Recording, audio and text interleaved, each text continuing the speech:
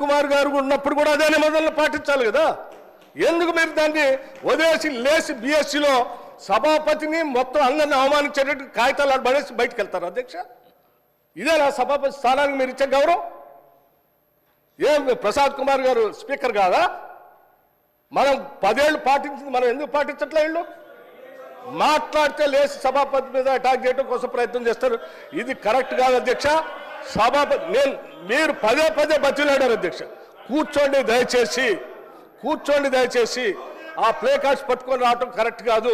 అవన్నీ మా మార్షల్స్కి hand over చేయండి. నా దగ్గర తీసుకొని వస్తారంటే హ్యాండ్ ఓవర్ చేయకపోగా ఆ కాగితాలన్నీ పట్టుకొని ఏడుకు వచ్చేది ఆ సభాపతి స్థానం మీద ఎగరటానికి పోతా ఉన్నారు హరీష్ రావు గారు. ఎక్కడ నియమం అధ్యక్ష? ఇది కరెక్ట్ కాదు అధ్యక్ష.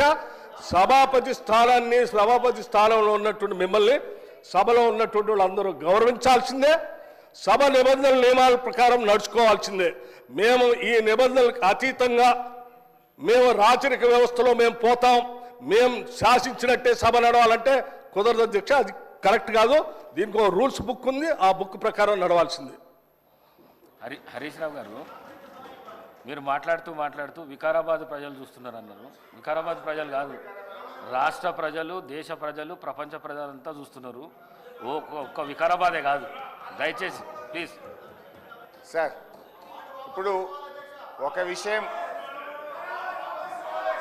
అవును, ఈ సభ జరుగుతున్న తీరును రాష్ట్ర ప్రజలు, సిద్దిపేట ప్రజలు, వికారాబాద్ ప్రజలు, దేశ ప్రజలు అందరూ చూస్తున్నారు. సభలో జరుగుతున్న తీరును ప్రజలు గమనిస్తున్నారు. రైట్ అధ్యక్ష, గౌరవ డిప్యూటీ స్పీకర్ గారు, గతంలో సభ ఎట్లా జరిగింది, ఇప్పుడు ఎట్లా జరిగింది అని ఒక్క నిమిషం. I'm quoting rules book. Deputy CM, అదే సారీ, సీఎం అవుతారేమో ఫ్యూచర్లో, మంచిదే కదా. We want him to become a CM. అయితే అధ్యక్ష గారు, మీరు మాట్లాడుతూ డిప్యూటీ స్పీకర్ అన్నారు. డిప్యూటీ స్పీకర్ కాదు, డిప్యూటీ సీఎం అని. ఓకే, గౌరవ డిప్యూటీ సీఎం గారు, ఇంతకుముందు వారు డిప్యూటీ స్పీకర్ గా పనిచేసినారు. మాకు పాత మిత్రబంధం ఉంది వారికి నాకు. అయితే అధ్యక్ష గౌరవ డిప్యూటీ స్పీకర్ గారు, డిప్యూటీ సీఎం గారు గతంలో ఇప్పుడు ఉన్న రూల్స్ గురించి మాట్లాడారు. I'm quoting rules book sir, assembly rules book, page number 86, paragraph number 232(2), public accounts committee గురించి. The committee shall have the power to indicate in the proposed timetable the different hours at which the various stages of bills and other business shall be completed.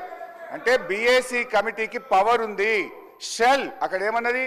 Shell have the power అని స్పష్టంగా చెప్పిండ్రు. బీఏసీలో ఏ బిల్లులు పెట్టాలి, ఎప్పుడు పెట్టాలని చర్చించిన తర్వాతనే పెట్టాలని రూల్స్ బుక్ చెప్తుంది.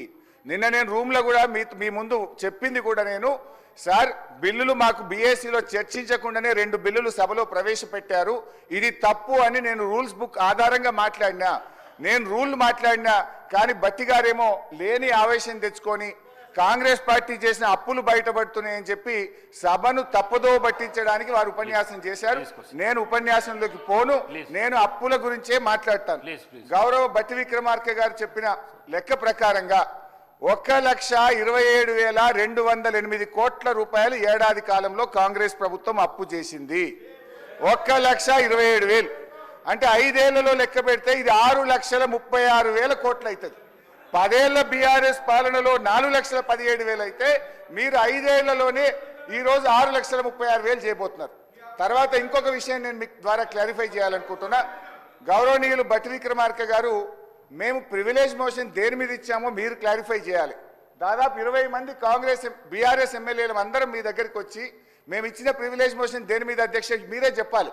వారేదో నేను మదిరలో మాట్లాడిన దాని మీద ప్రివిలేజ్ మోషన్ ఇచ్చినామని సభను తప్పుదో పట్టించే ప్రయత్నం చేసినారు.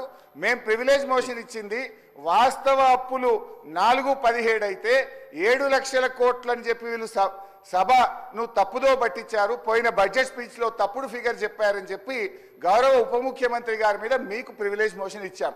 కానీ వారు ఇప్పటిదాకా ఏం మాట్లాడినరు? లేని ఆవేశం తెచ్చుకొని వ్యవసాయ కూలీలకు ఇయ్యద్దా